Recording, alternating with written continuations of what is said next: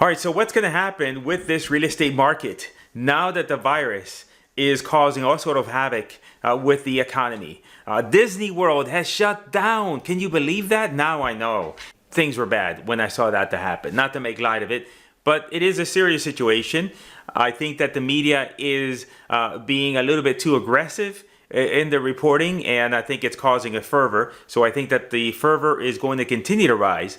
However, it's important for you to stay calm and to look at things in a very pragmatic way, because I believe that this here is a temporary thing. It is going to pass. It is going to create a tremendous opportunity for you. And I want to give you some tips and advice on how to navigate around this so that at the end of the day, you come out of this better, in a better situation, and it's going to be a better opportunity for you. And I'm talking about here, again, the real estate market. I'm a real estate investor, real estate wholesaler. And if you are a real estate wholesaler, investor, flipper, and even an agent, if you're watching this video, then this advice here is for you. Now, there are parts of the real estate segment that I think are going to be affected. And in fact, they are being affected right now. And the two parts of the market that are going to suffer the most are Airbnb rentals and luxury homes. So let's talk about Airbnb rentals. The challenge is, and I've seen this post, there was a post that I saw recently where somebody said that they're having basically everyone cancel all of their Airbnb reservations for the properties that they own or manage. And so that's a problem. Right now, anything that is in the travel related industry is going to have a very difficult time over the next 2-3 months, maybe even longer. So I wouldn't be purchasing any properties that your intention with that property is to Airbnb it. If you have an Airbnb right now you've got to figure out and you got to scramble, what are you going to do with that particular property that is potentially going to be sitting there unrented for the next few months? Now, I think that a lot of the lenders are coming up with different programs and or being more lenient about missing payments. And so if I were you, and if I had an Airbnb rental, what I would do is reach out to the lender and then see what kind of program or what they can do to help you, and maybe they might be able to just defer payments, put them on the back end, and then allow this thing to pass. But Airbnb is something I think that is going to be hurt tremendously. Luxury homes. You know, housing is housing. At the end of the day, no matter what the situation is, people need a place to live. However, nobody needs a luxury home. Nobody needs a home with a home theater system. Now, a luxury home is different in every market. A luxury home for Miami might be 1 million, 1.2. In your neck of the woods, it might be less. You might be talking about a $500,000 or $600,000 home. Whatever the situation is, you have to be mindful is that if you are operating in that luxury home space, maybe, you know, if you're a listing agent, if you are an investor and you're looking to buy properties and you're looking to buy them to fix them up and resell them, I might reconsider doing anything in the luxury home market, because that's a move up market. That means that people are going to be tentative to make a move up decision if the economy isn't doing great. So let's talk about the next segment that you have to be careful with is rehabbing. If you're going to be doing any sort of rehabbing, then you want to make sure that you're taking on projects that are you're going to be able to finish rather quickly. Don't take on a project that is going to be 6 months down the line where you're now going to be able to take that property, buy it, and then 6 months down the line, put it on the market. You might want to reconsider those projects, and or you may need to make sure that you have enough margin in terms of whatever the price that you buy that property for, that you can now sustain perhaps holding on to that property for many more months than you thought, and or maybe it might not sell for as much money as you thought it was going to sell. And so definitely you have to be mindful about your rehabs.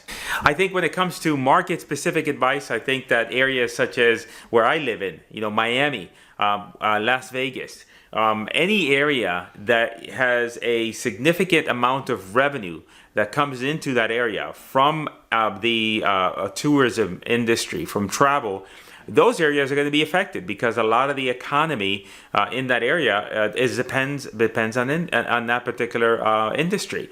You know, if you are in Ohio, I'm not saying that there's anything wrong with Ohio, but if you're in Ohio, you don't have, you know, millions of people knocking down your door looking to visit Ohio just because they want to go visit, you know, I don't know, whatever's in Ohio. So, if you are in those markets like Miami, I think you're going to see a downward pressure on price. So if you're a wholesaler, that means you got to be mindful of the fact that you might have to get deeper discounts on properties. You might have to offer much better deals to get the buyers out there chomping and wanting to take advantage of your deals. One thing to consider and to always think about is the fact that life dictates in our business, in the real estate investing business, where we go out and we find properties below market value. Life dictates the decisions that people make around their property. And, there are going to be some unfortunate sides of this whole equation. There are going to be people that are going to go and lose their jobs. There are going to be people that are going to just have a lot of things happen in their life that now that property that they own is a problem. Maybe they're living at the property, now they can no longer afford to live there. Maybe it's an investment property that they've been holding on to, and now they just want to get rid of it. That they want to be done with it because they want the cash, because they're afraid of what's going out there. Those are the opportunities that we go out there and we look for in the marketplace. Think about the fact that there's going to be sellers that are not going to want to wait that long in order to get their money. They don't want to have a ton of people going through the property and going through open houses and everything else. And so as a real estate investor, those are opportunities for you to come in and say, yes, I'll take that deal. Take it off your hands. You don't have to worry about that. At the end of the day, just like 2008, obviously there's going to be hard times, but all things pass. This could very well be that, hey, it may last a couple weeks or it might last a couple months, and then eventually it makes its way out of the news and everything starts to return to normal.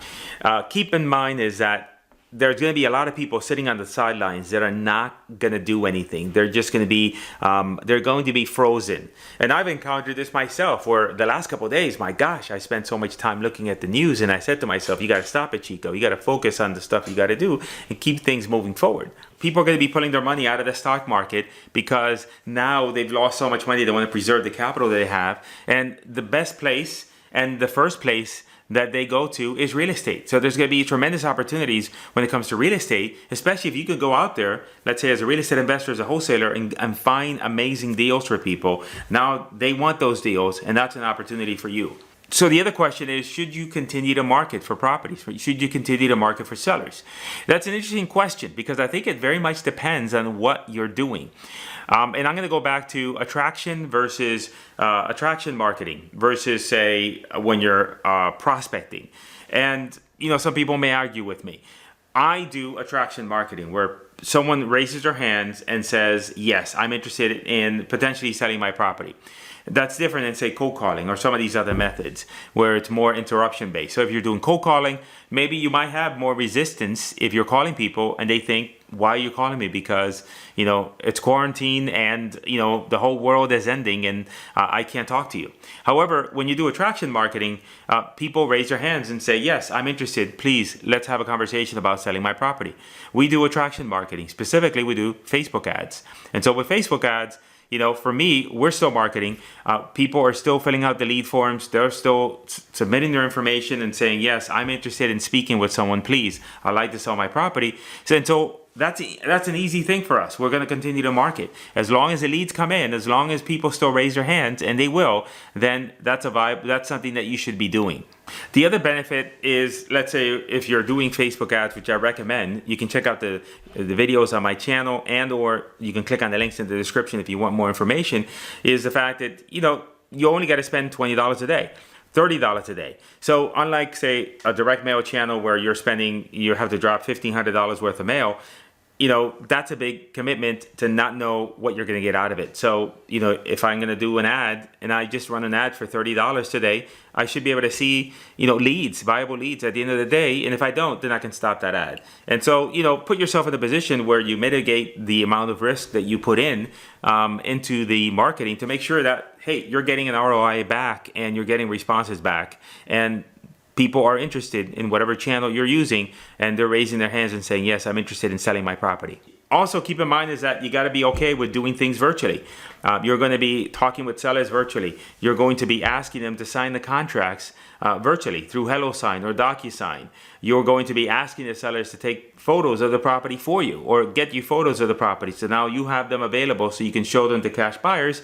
And there's people out there buying. Like, you may be thinking, There's nobody buying out there right now, Chico, but I've gone on several Facebook groups and I've noticed that, hey, people are still buying. Cash buyers are there. They're looking for deals. You got to go out there and find deals for them. And so this is a tremendous opportunity because a lot of other people are going to be sitting on the sidelines, paralyzed. And if you can avoid doing that, that's going to be better for you. And look, at the end of the day, there's only so many things. At the end of the day, there's only so many things you have control over. You have to be safe and you have to adhere to whatever guidelines are put upon us in order to be able to get through this. But don't stop the train. Do not take and completely stop what you're doing and put yourself in a form of paralysis, listening to the news and just not moving forward with your business. And again, with every negative, there's always a positive. I think that this is going to create a tremendous opportunity if you play your cards right. Don't let the media suck you into their propaganda. And I'm not saying that you shouldn't heed and be safe. However, just take things with a grain of salt.